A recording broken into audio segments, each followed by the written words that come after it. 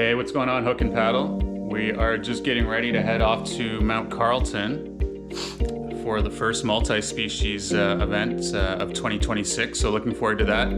It's a long way to go. It's about 4.5 hours, I think Google's telling me, to get there, so I'm going to be leaving on Friday around lunchtime. Have everything set up here in the garage, so this still has to all get packed up and go in the truck. Got the kayak ready to go. Something that I usually don't bring out for multi-species events is this, so we'll see if that comes in handy at all if some of these trout and salmon are down deep. I'm expecting they shouldn't be this time of year, but you never know. We've got our rod set up. Again, a bit of a different lineup. Got some downrigging rods, trolling rods for trout, salmon, and some lighter spinning tackle for the other stuff. So from what I've been able to figure out, this lake should have some brookies in it, landlocked salmon.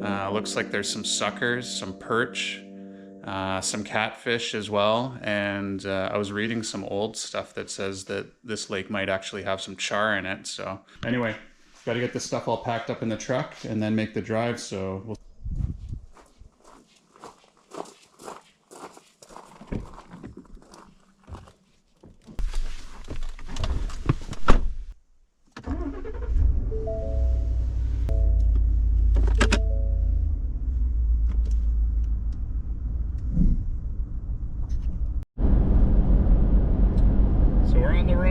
heading to Mount Carleton.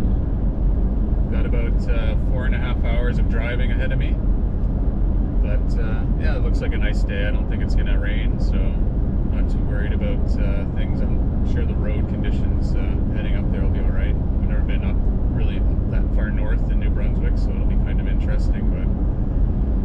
But yeah, so we've got a number of rods set up here, and again, the target species this week is going to be trout, which will be a first for me. I've never caught a trout in hook and paddle before, so hopefully we can get one on the board for this year. That'd be great. I wouldn't be surprised if the record is broken for hook and paddle for trout, because I'm sure a lake is going to hold some nice sized brookies. We'll see what sort of forage they're on, but I would imagine there's a creek that flows in there by the looks of it. I saw it on a documentary where some guys were diving, and it looked to hold quite a few brook trout in that area, so I'm going to focus my efforts around there. But I would imagine they're also going to be deep down in the lake, just on feeding on whatever bait's around. So we've got a couple different rods. I've got a trolling rod. It's a kokanee setup, so it's pretty light, so it's nice and forgiving for trout. I mean, they've got soft mouths, right? So you don't want to tear the hook out on them. So it's a really light action trolling rod. So I think it'll be great for these guys. That's going to be if they're shallow. If they're down deep, I've got a kokanee setup that I use in Lake Utopia for landlocked salmon, which is able to, troll some rapalas or spoons down deep if that's where they're at, and see if we're getting any action on those. And then of course we've got worms and stuff we can fish on bottom and on a float, so we'll probably hit some perch and hopefully a sucker and a catfish that way as well, so we'll see. It's going to be interesting anyway. I don't know how many people are coming up from Friday and how many are just traveling up on Saturday, because we don't get started I think until about 3 o'clock on Saturday. So just with my drive, I wanted to give myself plenty of time, not be rushed. So we'll wake up on Saturday and have a nice relaxing morning, brought some breakfast, some smoked salmon, Cornish pasties to enjoy. So yeah, it should be good. Anyway, we'll give you guys an update as we travel along.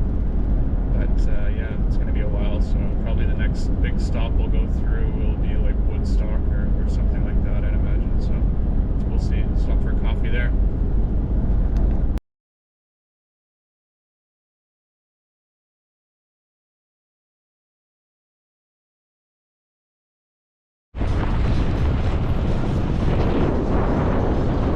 Well, we're all set up at the campsite. I'm the first one here apparently.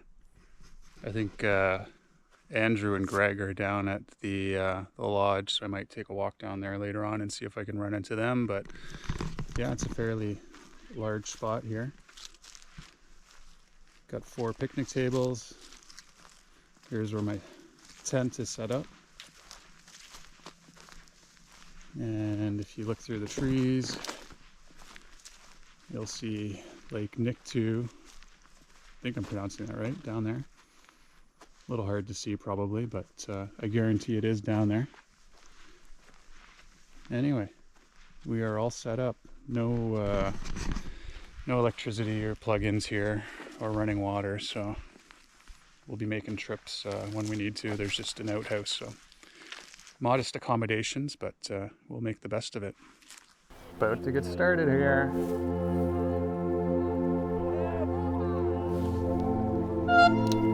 All right.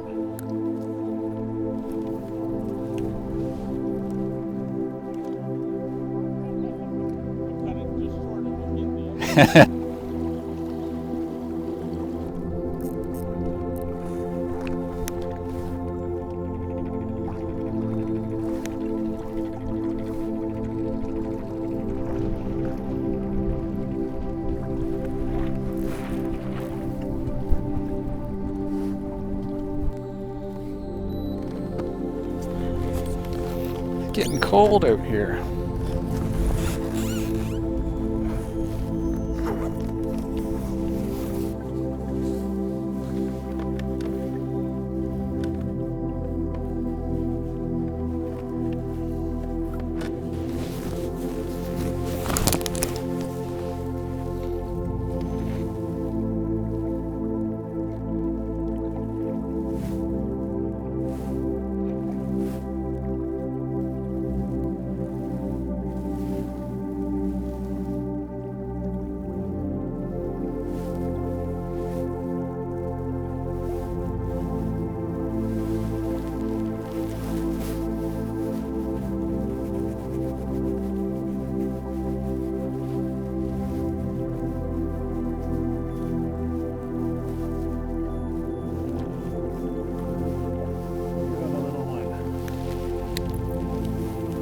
Little salmon. I thought there might have been something on there. Well, we got our first fish here. Skunked. It's a little landlocked.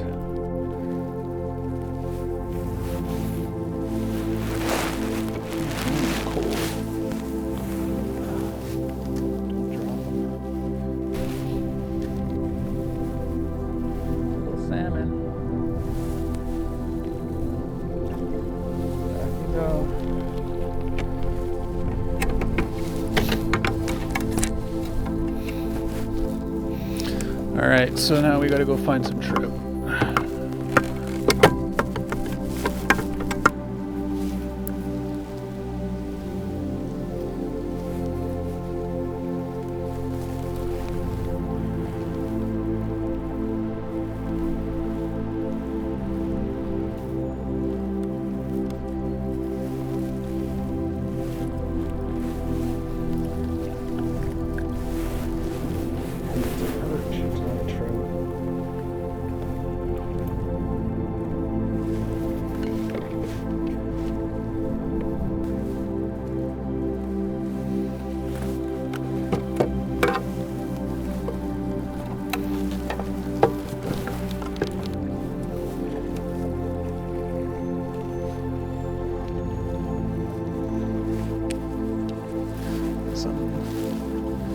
Probably another perch.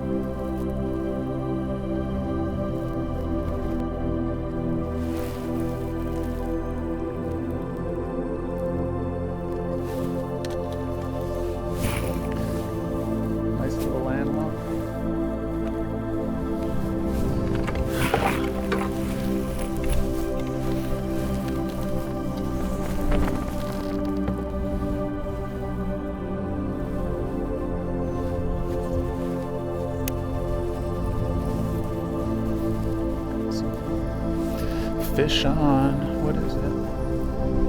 It's not very big. Hopefully it's a trout.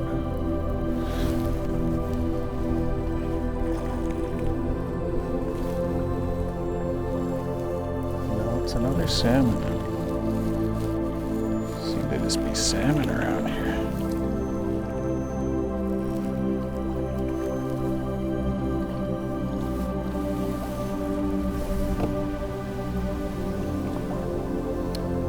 Well, if it was a salmon tournament, I'd be alright.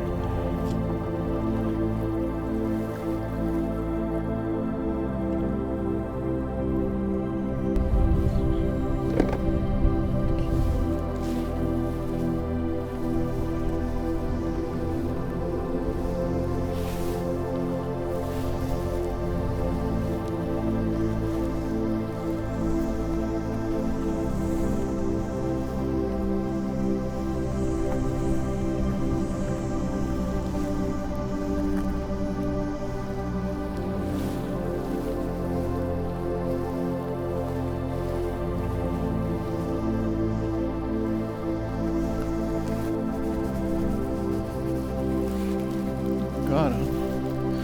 This one feels a little bit better.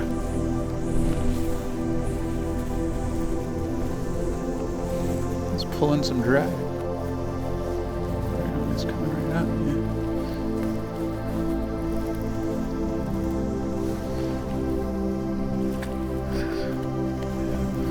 This one's a trout. I think. There's another salmon. Salmon. It's all salmon here.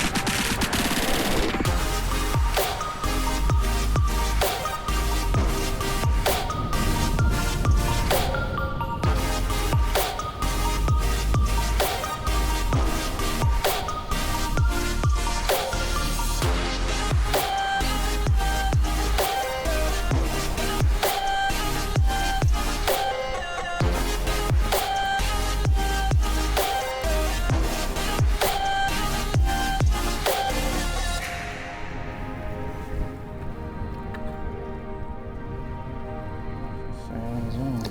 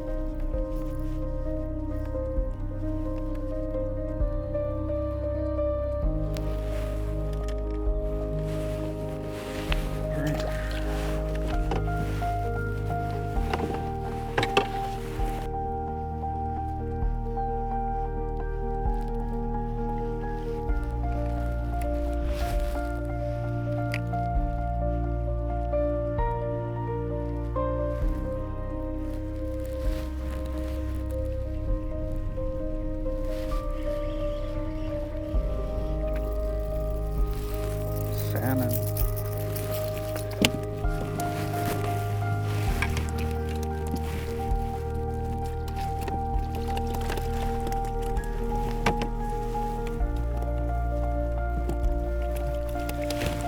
Yeah, wouldn't you be a trout?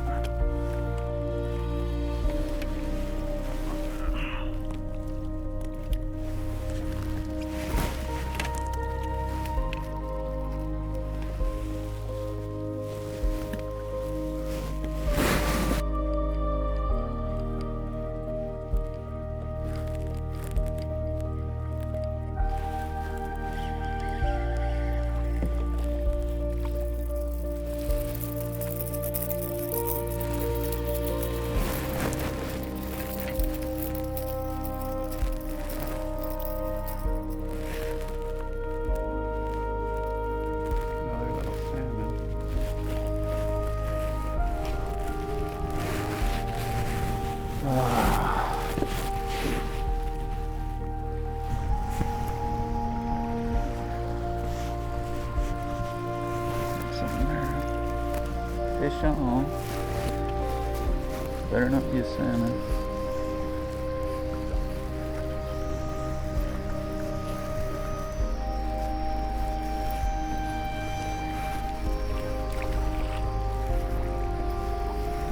Oh. Well, I don't know what it was, but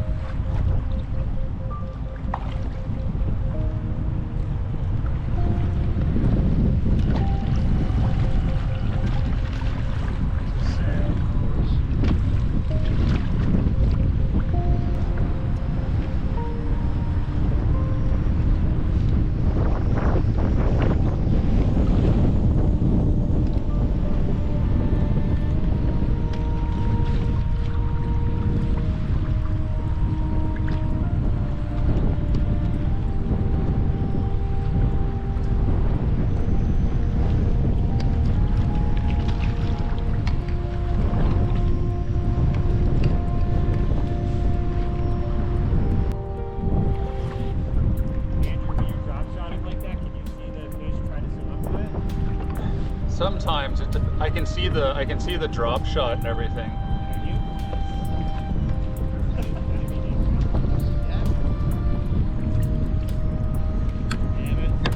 Is that what you guys are after here? Mount Carleton proved to be an interesting and challenging stop for this multi-species tournament. While salmon were definitely abundant throughout the weekend, I struggled to connect with many of the other key species needed to stay competitive. Despite putting in the time and trying different tactics, it left me down near the bottom of the leaderboard. Still, it was a great experience exploring the waters, learning the fishery, and enjoying everything Mount Carleton had to offer.